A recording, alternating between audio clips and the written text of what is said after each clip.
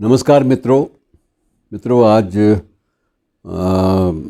जिस संदर्भ में मैं आपसे मुखातिब हूँ, संबोधन ये मैं विनम्र सा संबोधन आपके सम्मुख प्रस्तुत कर रहा हूँ। वो संबोधन एक ऐसे व्यक्ति के बारे में है जिनकी पुण्यतिथि पर देश में विशेष रूप से उन्हें याद किया जाना चाहिए था, क्योंकि वो प्रेरक व्यक्तित्व थे और प्रेरक भी ऐसे जिन्होंने अपने काल में, अपने कर्म काल में और अपने शासन काल में पूरे के पूरे परिवेश को प्रभावित किया था। लेकिन हमने उन्हें क्यों नहीं उस ढंग से याद किया, उस शिद्दत के साथ याद किया, ये विषय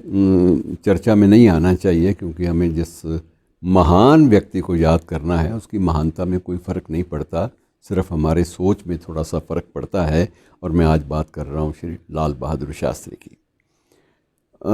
मित्रों, ये ताशकंद सम्मेलन जब हुआ था, अगर आपको याद हो,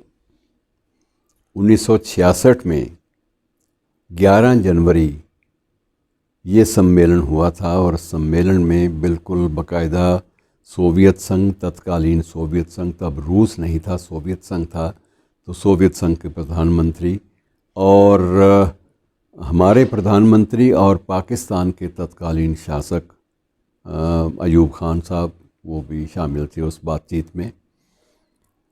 12 तारीख को जो कुछ हुआ वो हमारे लिए हृदय विदारक था। उस दिन सुबह ये पूरे देशवासियों को खबर मिली कि शास्त्री जी नहीं रहे। कुछ दिन पहले तक हम जिस व्यक्ति के नाम पर विजय दिवस का शंखनाद करते थे कि भारत पाक युद्ध में जो अदम्य नेतृत्व क्षमता, जो लीडरशिप की क्वालिटीज़, वर्च्यूज़ शास्त्री जी ने दिखाई थी, वो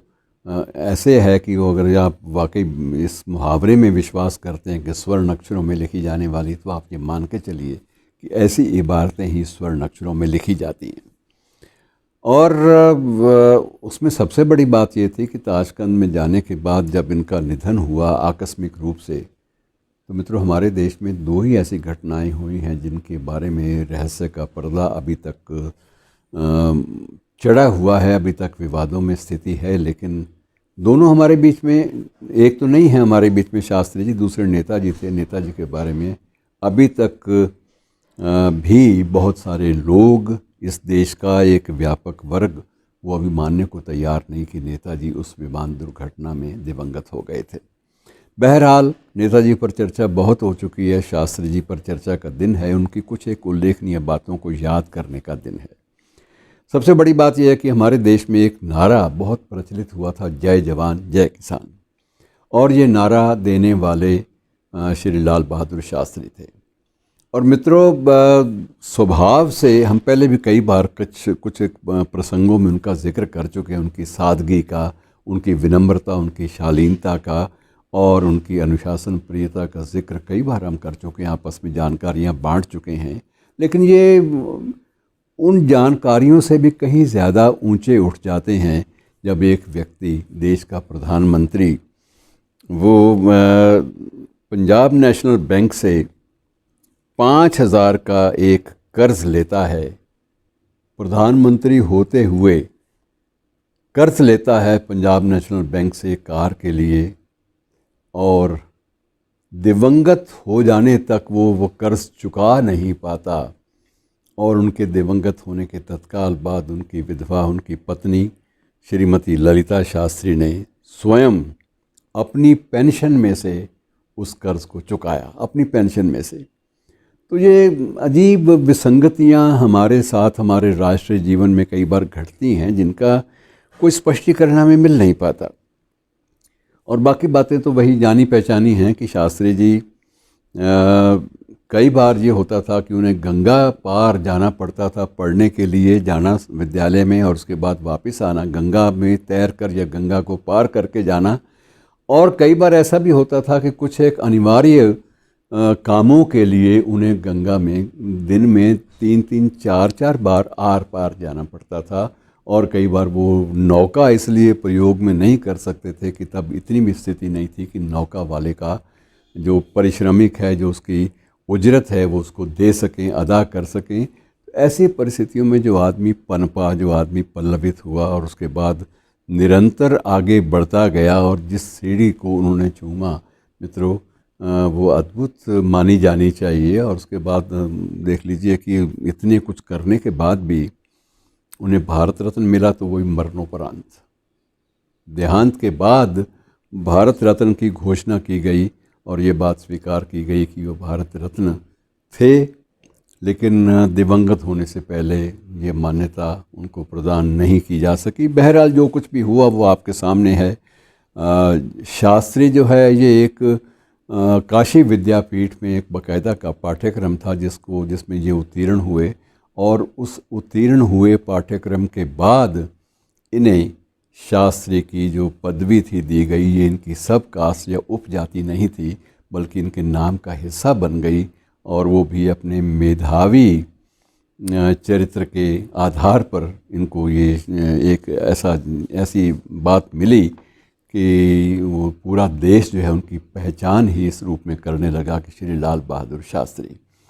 और उसके बाद एक बात का मैं और ज़रूर उल्लेख करना चाहूँगा कि देश में हरित क्रांति, जिसे आप ग्रीन रेवोल्यूशन कहते हैं, वो भी उसका अभियान, उसका आंदोलन भी शास्त्री जी ने ही आरंभ किया था, और ये नारा भी उनका दिया हुआ है हरित क्रांति का। और इसके साथ साथ उन्होंने एक बार ये भी नारा दिया था कि एक सप्ताह में एक दिन का व्रत,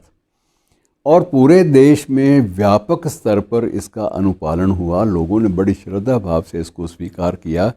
और मिस ए मील नामक ये जो अभियान था ये इतना सफल रहा कि उसमें छोटे तबके के लोग और बड़े तबके के लोग, दोनों वर्गों के लोग इसमें शामिल हुए बड़ी श्रद्धा भाव से। तो ऐसे व्यक्ति के बारे में बहुत सारे निजी प्रसंग भी मेरे पास हैं, लेकिन मैं उनका उल्लेख करने लगूंगा तो समय तब तक बीत चुका होगा। इसलिए बेहतर ये है कि कुछ एक बातें जो आपके साथ मैंने बांटी हैं, ये काफ़ी हैं। उनके जीवन वृत्त की महानता को समझने के लिए ये बातें बहुत हैं, और इनके आधार पर हमें उस शख्स को